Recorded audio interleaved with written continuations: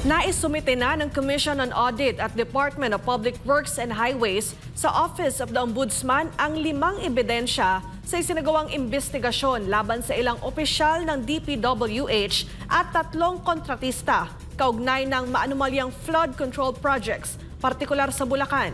Si Sheena Torno magbabalita.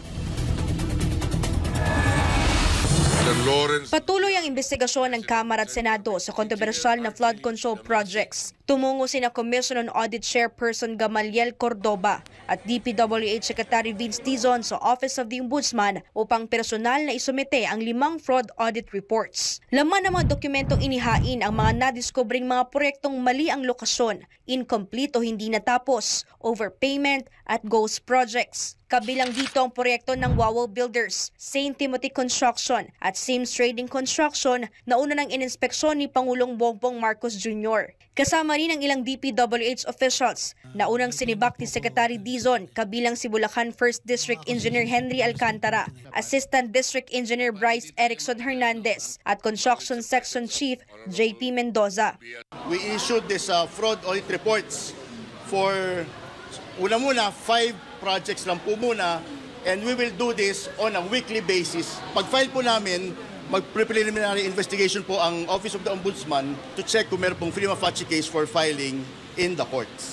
Marami pang ebidensya ang ihahain ng COA laban sa mga pribadong kontratista at DPWH officials. Posible ring busisiin ng COA ang mga proyektong mahigit 10 taon nang nakumpleto upang alamin kung may anomalya rin dito. Nagsasagawa rin ng internal cleansing ang COA upang tukuyin kung may mga auditor bang sangkot sa kontrobersyang ito. May internal affairs kami na mag-check noon. We have to check kung meron pong kinalaman ng ating mga auditors. Sa panig naman ni Secretary Dizon, pinamamadali umano sa kanya ni PBBM ang pagsasampa ng kaso laban sa mga kontratista at opisyal ng DPWH na may kaugnayan sa mga proyekto sa bansa. Multiple to na kaso. Ang ombudsman na magfa-file ng kaso. Pero meron na rin kaming sa mga susunod na araw, ifa-file na may kaso na. No, na Anti-Graft and Corruption Practices Act, malversation, falsification. Lahat yan ay kasama dito sa mga pinagagawa nilang kalokohan dito. Against the contractors, against the DPWH personnel. Ang bawat piso ng pera nating lahat, kailangan gamitin sa tama. So, hindi lang ito Bulacan.